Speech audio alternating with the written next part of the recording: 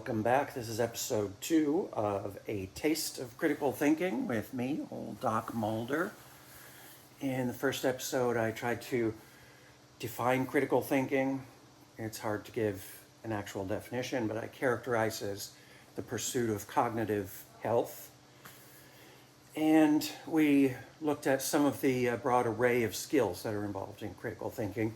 In this episode, I want to talk about core critical thinking values, what a critical thinker must care about and pursue. First on the list is what I like to call reality-based thinking. Respect for the facts, pursuit of the truth. Now right away, I want to just dismiss all the sophomoric objectors out there who say, what is reality? What is truth? And they spell it with a capital T. We don't need to worry about all that. Critical thinking's focus is on avoiding delusion of all sorts, trying to keep yourself from being deluded, either deluded by others, and that often comes in the form of spin, techniques of manipulation and deception, or deluded by ourselves, self-delusion. We'll be looking at some of what psychology finds the most common forms we engage in self-delusion.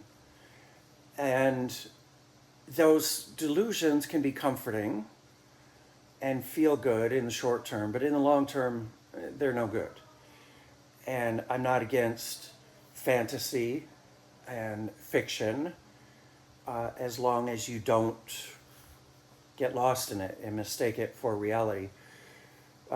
Respecting reality, reality-based thinking, it connects with psychological mental well-being in what Freud called the reality principle, that psychologically mature, mentally healthy people need to face reality as it is, even if they don't like it, even when it's unpleasant.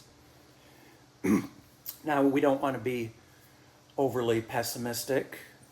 We want to be realistic and cautious, but watch out for pessimism bias. At the same time, it's okay to be optimistic and hope for the best, but you don't want to get lost in fantasy detached from reality. Detached from reality, unable to deal successfully in the real world is one of the key hallmarks of mental illness. So reality-based thinking, respect the facts, pursuit of truth, as much as humanly possible. Another core value is to have a curious mind, cultivate curiosity. And recent research by Kahan and others finding links between your internal curiosity quotient, they call it, and good critical thinking habits, open-mindedness. So cultivate curiosity. We mentioned wisdom in the first episode. That's another thing one must value: wisdom, love wisdom, good judgments, good thinking, good living in the broadest possible sense. I just mentioned open-mindedness. That's a core value of critical thinking. But here, I find people often misconstrue open-mindedness and closed-mindedness as this binary opposition, and they know closed-minded is bad, so they try to be as open-minded as possible and end up being a little bit too open. In fact, conventional ways of speaking about this, it sounds odd to say that your mind is too open, but I mean gullible, too easily influenced, too easily taken in and manipulated. So open-mindedness is this balance, finding just the right balance, not being closed-minded, but at the same time not being too open or gullible, easy to take in. Critical thinkers must value consistency. This is a core principle. Consistency is a non-negotiable. Consistency, first of all, logical consistency dictates you simply cannot believe two propositions that are in logical opposition.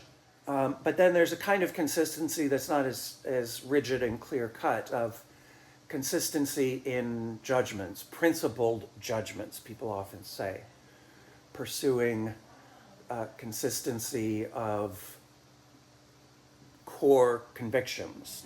A critical thinker must also value and cultivate mental focus, clarity, value clarity, steer clear of obscurity, and focus, perseverance, cognitive strength, endurance.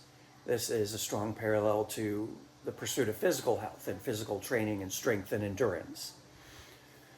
Cognitive perseverance, focus, clarity. Another value is critical thinkers pursue intellectual independence. That is, think for yourself. You can't pass off your thinking responsibilities to someone else, another person, or AI, for example. AI could be useful for just researching a topic, kind of like a web search, but more advanced. But once you shade the slightest bit into letting AI do your thinking for you, that makes about as much sense as getting a robot to go to the gym and do your workout for you. It's bad for you.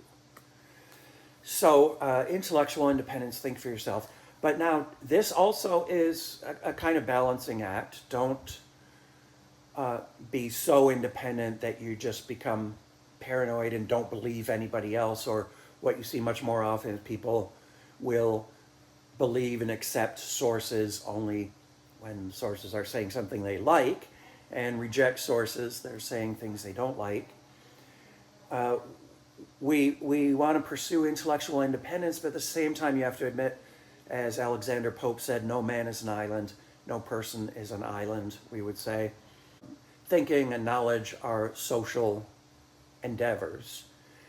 And so a key part of this is the thinking that you need to do for yourself is accurately assessing what kind of sources out there are trustworthy and reliable, and steering clear of sources of information out there that are bogus, trying to con you, or just delusional themselves. Another core value of critical thinking is you must embrace intellectual humility. Know what you don't know and admit when you don't know. That can be hard for your ego to say, I don't know, when somebody asks you a question. But then, at the same time, embrace intellectual optimism and perseverance and endurance, but optimism that knowledge is possible in some significant sense. And a big complication here is people get mixed up about what frequently people think somehow that knowledge requires certainty, and certainty is hard to find. If that's your standard for knowledge, then probably we can't know anything, or not much. But that's not a reasonable standard for knowledge, certainty. So knowledge is possible. You must have that intellectual optimism to motivate you to the discipline, the cognitive discipline, of learning all the methods that we're going to be going through in coming episodes of assessing evidence and correct reasoning. Critical thinker must also value constructive, respectful interactions with others. It's partly out of respect for other people, respect for persons, but partly for your own benefit. If you have a constantly confrontational style and you get into arguments in the negative, bickering sense, that's not good for you. You don't get benefits out of that. Maybe some dopamine rush, some emotional reward, but it doesn't really benefit you substantially. The constructive exchange of ideas, respectful critique of ideas back and forth, everybody benefits. And then also respect, value, impartiality. I mentioned this in the first episode too. You must have the skills of cognitive balance and impartiality, but it's a core value to see the importance of that, why it matters, to want it, to pursue it. And this means to do the best you can to avoid all the common forms of bias and distortion that the human mind is prone to. And just being aware of how those work, we can start to guard against them to some extent. Again, as much as humanly possible. Maybe we can't be perfect, but you should never let the perfect be the enemy of the good. So those are some of the core values of critical thinking. Thanks for watching. In our next episode, I'm going to get into some language and communication issues, lots of complexity there. But for now, I'll say adios, sayonara, arrivederci, and I hope that you will be well and think well.